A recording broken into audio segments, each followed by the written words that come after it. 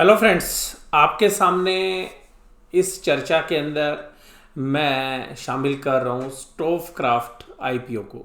और stove craft IPO जो है वो 25 तारीख से यानी कि 25 जनवरी से जो है ओपन हो रहा है। और इसके बारे में क्या मेरी फंडामेंटल राय है, क्या इसकी डिटेल्स हैं, किस तरीके का पीयर कंपैरिजन है, इस तरीके की और कौन सी कंपनी है, ये कंपनी खुद क्या करती है, इन सब का जो है एनालिसिस मैं आपके सामने इस वीडियो के अंदर करने जा रहा हूँ। और ये जो एनालिसिस है ये देखिएगा, मैं आपके साथ जो भी एनालिसिस करूँ वो इंडिपेंडेंट है।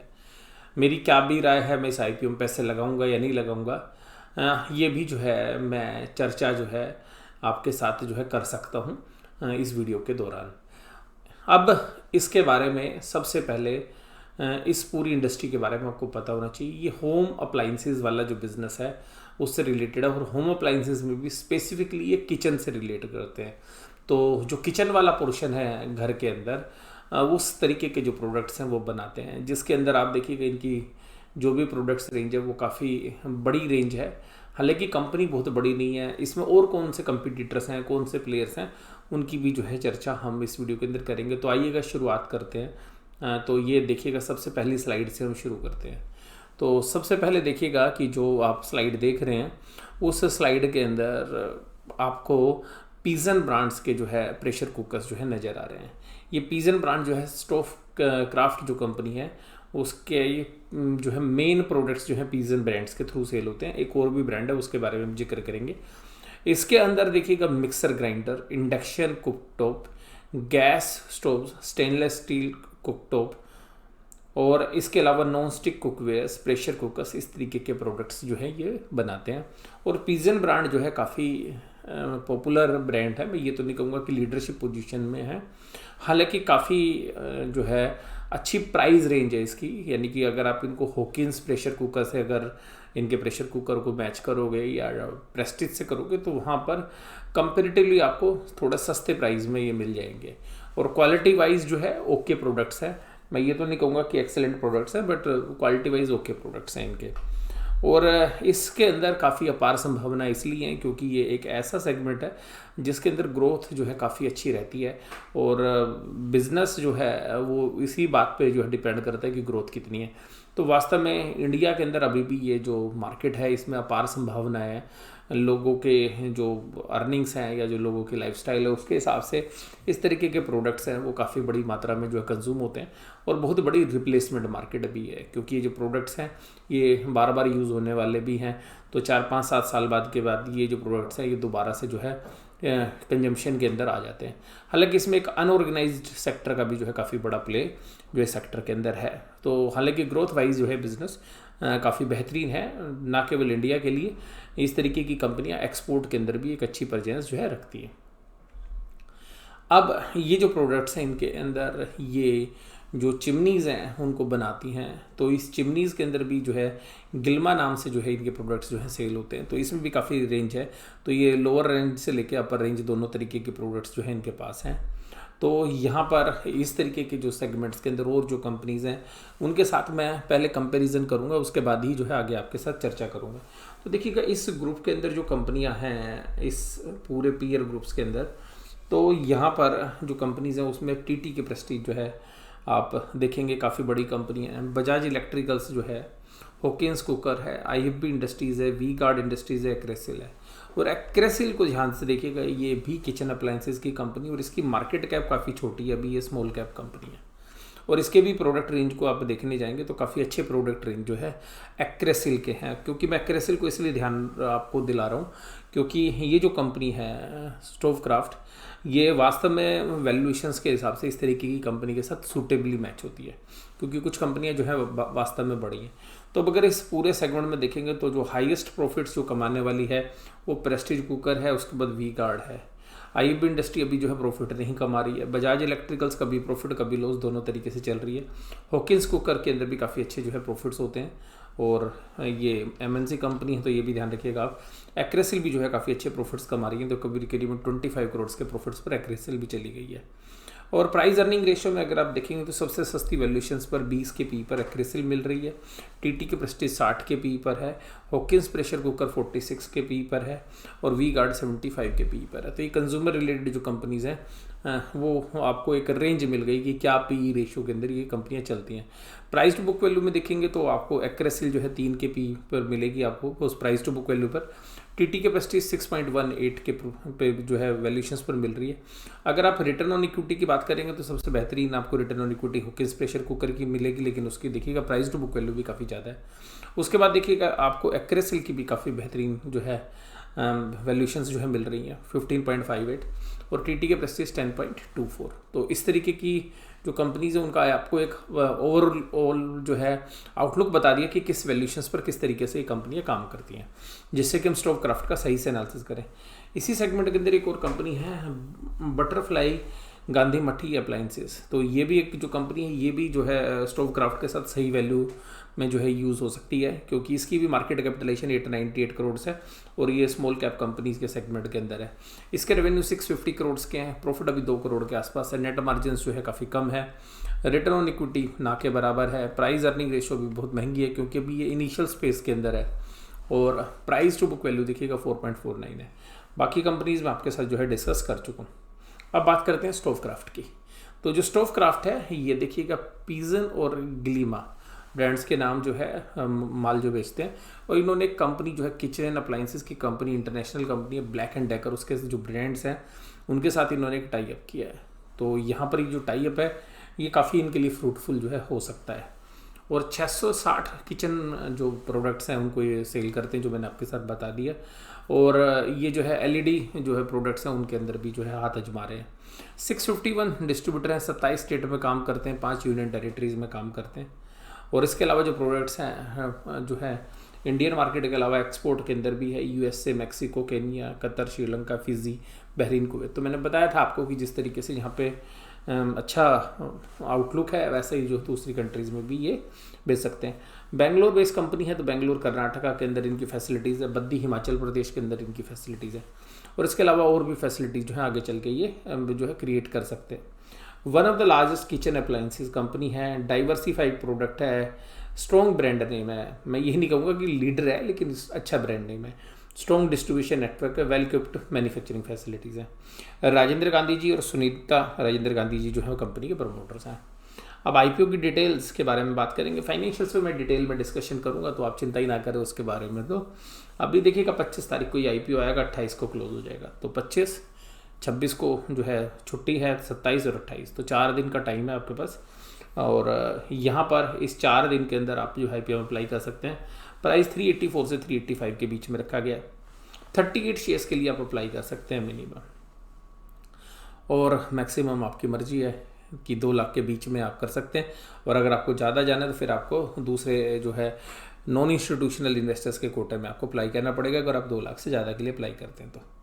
अब यहाँ पे जो शेयर्स जो है ऑफ़र किए जा रहे हैं, ऑफ़र फॉर सेल में भी हैं, फ्रेश इशू भी हैं। तो ये करीबन जो है 412 करोड़ का तो जो है आप देखिएगा इशू साइज है, जिसमें से फ्रेश इशू जो है 95 करोड़ के, और बाकी जो है पुराने शेयर्स ही जो है ऑफलोड किए जा रहे हैं, यानी कि 82,50,000 शेयर्स। तो आईपीओ का साइज़ बहुत छोटा है, यानी कि बहुत ज़्यादा शेयर्स नहीं है, इसलिए ये मान के चलिएगा कि ये जो आईपीओ है इसमें काफ़ी अच्छी सब्सक्रिप्शन जो है मिल सकती है, क्योंकि आईपीओ का साइज़ छोटा होता है, पैसा कम है देने के लिए, तो शेयर्स कम है नंबर्स में, तो यहाँ पे काफ़ी अच्छी गुंजाइश जो है वो रहती है कि जो है ओवर सब्सक्रिप्शन काफ़ी ज़बरदस्त हो इस शेयर्स में। और आईपीओ की जो डेट है वो 25 है, क्लोज मैंने आपके साथ डिस्कस कर दी, और आईपीओ की लिस्टिंग जो है वो 5 तारीख तक जो है होने की पूरी संभावना है। तो यहाँ पर ये तो है इसकी आईपीओ से संबंधित डिटेल। अब क्योंकि इशू का साइज़ छोटा है, कंपनी ऐसे सेगमेंट में है जहाँ पर अच्छी ग्रोथ हो सकती है, सब्सक्रिप्शन अच्छे मिलने की संभावना है, सब्जेक्टेड टू मार्केट रिस्क। जो मार्केट के अंदर अगर उठापटक अगर चलती है तो फिर देखिएगा परिस्थितियाँ बदल भी सकती हैं। अब प्रमोटर कितना होल्ड करते हैं, तो प्रमोटर होल्ड करते हैं इसमें 61%, और बाकी जो है SCI ग्रुप है जो मॉरिशस बेस्ड जो ग्रुप है, तो हम ये कह सकते हैं कि एक प्राइवेट इक्विटी प्लेयर है जिसकी बाकी होल्डिंग है। इसके अलावा यहाँ पर अगर इक्विटी शेयर कैपिटल में अगर हम बात करें, नेटवर्थ की बात करें, तो 30 सितंबर 2020 को 30 सितंबर 2020 को इसकी नेट एसेट्स वैल्यू, क्योंकि अभी आज की बात नहीं कर रहे, 30 सितंबर तो नेगेटिव में इसकी नेट एसेट्स वैल्यू थी इक्विटी शेयर्स, हालांकि अभी कंपनी पॉजिटिवली दिखा रही है। और इसके अलावा जो कंपनी के जो प्रॉफिट्स हैं अगर वो देखेंगे तो 18 में लॉस किया था 12 करोड़ का, यहाँ पर 70 लाख का प्रॉफिट किया था। इधर 2020 में आप देखिएगा 31.7 यानी कि जो है मिलियंस के अंदर है ये, तो 3 करोड़ का जो है प्रॉफिट था।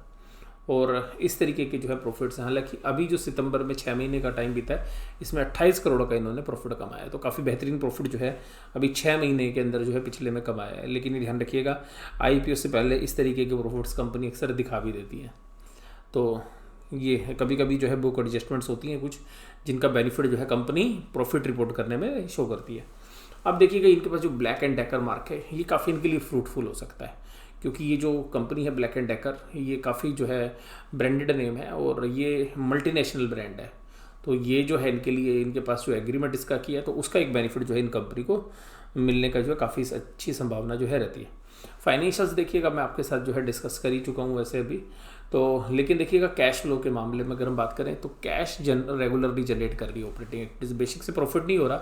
तो देखिएगा यहाँ पे 113 मिलियन के जो है प्रॉफिट्स थे, तो करीबन 11 करोड़, यहाँ पे फिर 13 करोड़, फिर 15 करोड़, तो ये कैश फ्लो जनरेट हो रही है। कंपनी लगातार इन्वेस्टमेंट भी करती जा रही है और पैसा भी उधार ले रही है, कुछ रीपे भी कर रही है। 19 में जो है इन्होंने 21 करोड़ रुपए जो है लिए और कंपनी का जो मेन पर्पज़ है वो वास्तव में लोन को रीपे करना ही है इस IPO के माध्यम से जो पैसा रेज करेंगे। अगर कंपनी की नेटवर्थ की बात करें तो देखिएगा नेटवर्थ भी अभी नेगेटिव के अंदर है, क्योंकि कंपनी पास्ट में जो है काफ़ी लॉस कर चुकी है। अगर प्रॉफिट के फ्रंट्स पे भी हम बात करें तो ये जो, अगर मैंने आपके साथ जो बात की प्रॉफिट्स के मामले में ये तीनों साल, उनसे ज़्यादा ये पिछले 6 महीने जो अभी 30 सितंबर 2020 को गए हैं वो काफ़ी इंपॉर्टेंट है। वहाँ पर कंपनी ने जबरदस्त जो है दिखाया है। आप देखिएगा सेल में जो है ज़्यादा ग्रोथ नहीं है, सेल में ज़्यादा ग्रोथ नहीं है, कॉस्ट ऑफ मटेरियल कंज्यूम बढ़ गया, माल जो है ख़रीदा कम है, बनाया ज़्यादा और बेचा है, यानी कि ट्रेड भी करते हैं।